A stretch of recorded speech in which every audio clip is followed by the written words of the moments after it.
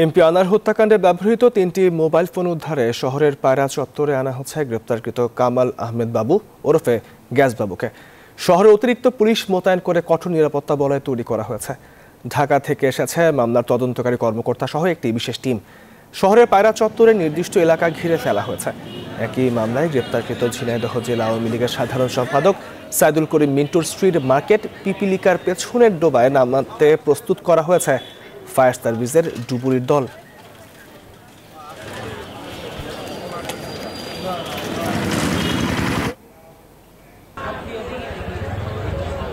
আপনাকে ধন্যবাদ। আপনি জানেন যে এই যে এমপি আনার হত্যা মামলার যিনি হত্যা মামলায় গ্রেফতার হয়েছে কাজী কামাল আহমেদ বাবু, তিনি জেলা আওয়ামী লীগের ত্রাণ ও কল্যাণ বিষয়ক সম্পাদক। তাকে গতকালকে বিকাল 4টার সময় ঝিনাইদহ কারাগার থেকে আনা হয়েছে। আমরা সকাল থেকে এখানে অবস্থান করছিলাম। এখন দেখতে পাচ্ছেন যে গ্যাস বাবুকে আনা হয়েছে ওই হেলমেট পরিয়ে এই যে পচা পুকুরের গাড়িতে সকল পালে রাখা হয়েছে এবং ডুবুরি দল দেখতে পাচ্ছেন যে ডুবুরি দল সেই মোবাইলের খোঁজে উদ্ধার অভিযান শুরু হয়ে গেছে এবং ইতোমধ্যে যে ডিবি প্রধান ডিবি অফিসার হারুন আগস্তি কর্মকর্তার যোগে তিনি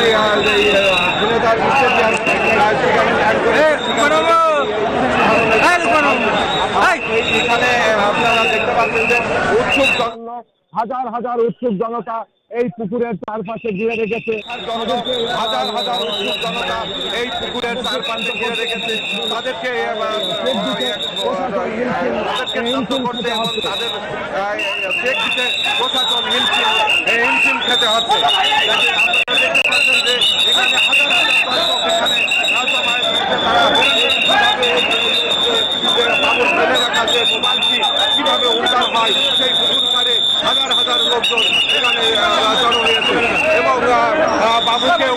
বাবুকে ওই পিপিলিকা মার্কেটের পিছনে হেলমেট পরিয়ে আপনারা দেখতে পাচ্ছেন হেলমেট পরিয়ে বাবুকে বসিয়ে রাখা হয়েছে ওই পিপিলিকা মার্কেটে এবং ডুবুরি দল তারা মোবাইল খোঁজার ব্যস্ত সময় পার পাচ্ছে এবং জেলেরাও অবস্থান করছে। তারা জাল নিয়ে এবং দেখতে পাচ্ছেন একটি ডুঙাও প্রস্তুত করা হয়েছে। ওই ডুঙাই করে এই যে পচা পুকুর সুকামিয়ার যে পচা পুকুর, এই পচা পুকুরে যে মোবাইল কিনতে ফেলেছিল এই পুকুরে উদ্ধার অভিযান চালানো হবে এবং ডিবি প্রধান ইতোমধ্যে তিনি হেলিকপ্টার যোগে ঝিনাইদহ স্টেডিয়ামে ল্যান্ড করেছে। তিনি এই ঘটনাস্থলে আসবেন। তাই এই ছিল এমপি আনার হত্যার যিনি আসামি বা গ্যাসবাবু যে মোবাইল পুকুরে ফেলেছিল সেই ঘটনাস্থল থেকে সর্বশেষ তথ্য।